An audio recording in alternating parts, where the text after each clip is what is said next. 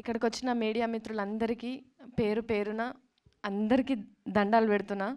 ఎందుకంటే ఇక్కడ మేము కెమెరాల ముందు ఎంత పర్ఫామ్ చేసినా ఫ్రమ్ ద ఫస్ట్ డే మీరందరూ మమ్మల్ని జనాల దగ్గరికి తీసుకుపోయే దాంట్లో చాలా అంటే చాలా పెద్ద పాత్ర పోషించిండ్రు.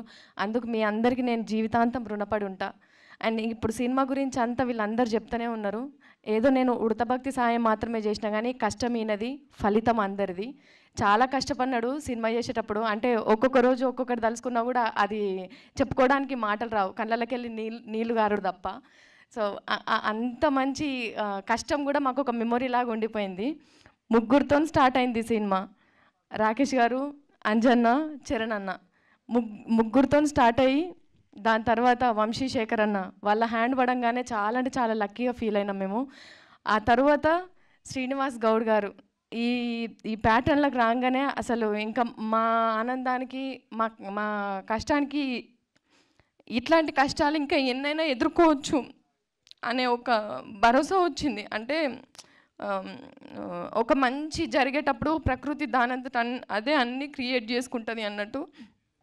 ఈ సినిమా స్టార్ట్ చేసిన దగ్గర నుంచి చరణ్ అన్న అప్రోచ్ అయిన విధానం కావచ్చు, అంజీ అన్న దగ్గరకు వచ్చిన విధానం కావచ్చు, వంశీ శేఖర్ అన్న వాళ్ళు వచ్చిన విధానం కావచ్చు, సినిమా రిలీజ్ డేట్ ఫిక్స్ చేసుకున్నాం రిలీజ్ అవుతుందో కాదో అని చెప్పి డైలమాలో ఉన్నప్పుడు శ్రీనివాస్ గౌడ్ గారు ఒక దేవుళ్ళలాగా వచ్చి మేము రిలీజ్ చేస్తాము అని చెప్పి హామీ ఇచ్చిన విధానం కావచ్చు, మాకు చాలా అంటే చాలా ఇంకా అంటే మేము ఫ్యూచర్లో ఇంకా సినిమాలు చేస్తాం కావచ్చు, ఇంకా కష్టపడతాం కావచ్చు, కానీ ఈ ఈ సినిమా ఇచ్చినంత మెమొరీ కానీ, ఈ సినిమా ఇచ్చినంత రిలేషన్స్ కానీ, అంటే ఇవన్నీ మేము జీవితాంతం కాపాడుకుంటే మాకు అదే పెద్ద కోట్ల ఆస్తి అనుకుంటా.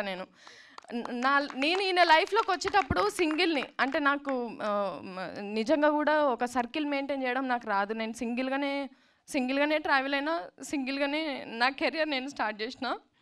ఈయన లైఫ్లోకి వచ్చిన తర్వాత ఈయన ఏదైతే క్రియేట్ చేసుకున్నాడో ఒక ఆ ఆర లైఫ్ లాంగ్ నేను ఈయనకు తోడుండి కాపాడుకుంటే అదే నాకు బిగ్ అచీవ్మెంట్ అనుకుంటా నేను. అందుకే ఈయనతో చాలాసార్లు చెప్తాను, నాకు ఇది సంపాదించుకోవాలి, అది చేసుకోవాలి, నేను ఇట్లా బతకాలనేది నాకేం లేదండి.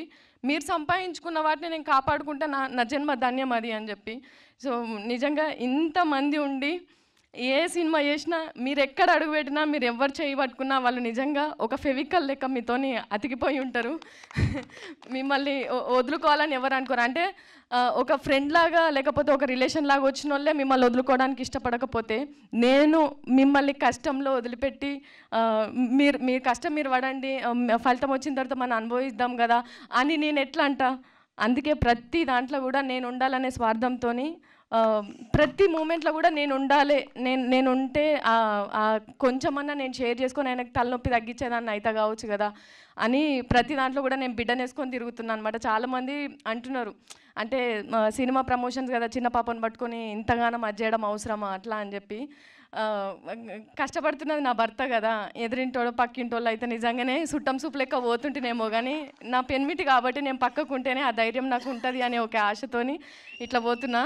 సో సినిమాలో పనిచేసిన తండ్రిగా పనిచేసిన లోహిత్ అన్న నన్ను ఇక్కడ కూడా నన్ను మాట్లాడినారు, ఇక్కడ కూడా నన్ను తొక్కేస్తారా మీరు? మాట్లాడియండి నన్ను కొంచెం. సో లోహిత్ అన్న కావచ్చు, మధు అన్న అండ్ లతక్క, వీళ్ళందరి గురించి ఎంత చెప్పుకున్నా తక్కువే. అంటే లొకేషన్లోకి వెళ్ళిన తర్వాత ఈయనని చూసుకొని నేను చాలా రిలాక్స్గా కూర్చుంటుండే. ఎందుకంటే ఇక్కడ కూడా నేను కొంచెం జాగ్రత్తగా చూసుకోవాలా, ఏమన్నా అంటే మైండ్ ప్రెషర్ అనేది భార్యకే అర్థమవుతుంది, కొంచెం చుట్టూ ఉన్న వాళ్ళకంటే కూడా ఆ వైబ్ ఏందనేది తెలుస్తుంటుంది, నేను టెన్షన్ పడుతున్నాడా ఏంది అనేది ముఖం చూసినప్పుడు. కానీ నేను లొకేషన్లో ఉన్నప్పుడు కొంచెం రిలాక్స్గా ఉంటే, ఎందుకంటే నేను చూసుకున్న దానికంటే 100% వీళ్ళు చాలా అంటే చాలా కేరింగ్గా చూసుకుంటుండే. సో ఎస్పెషల్లీ అంజీ అన్న అండ్ చరణ్ అన్న, మీరు ఈ సినిమాకు దొరికిన అదృష్టం అనుకుంటా నేను. ఎందుకంటే అన్నాని ఏ ముహూర్తంలో పిలిచిండో కానీ సొంత తమ్ముళ్ళని ఎట్లా చూసుకున్నారో అంతకంటే ఎక్కువ చూసుకున్నాడు. సో నీకు ఈ సినిమా వరకు మాత్రమే తమ్ముడు కాదు, జీవితాంతం తమ్ముడే. అన్నిటిని భరించాలి, అన్నిటిని తట్టుకోవాలి, ఏ రాత్రి ఫోన్ వచ్చినా ఎత్తాలి, ఏ రాత్రి మెసేజ్ పెట్టినా రిప్లై ఇవ్వాలి. సో అట్లుంటుంది మనతోని. Thank you so much. మళ్ళీ ఒకసారి నేను అంటే పేరున అందరు చెప్పిండ్రు కదా, మళ్ళీ నేను చెప్తే ఇప్పటికే లేట్ అయిపోయిందని చెప్పేసి మా ఆయన పక్కకుండి చేతులు కాళ్ళు కళ్ళు పిసుకుతుంటారు. So so thank you so much అందరికీ.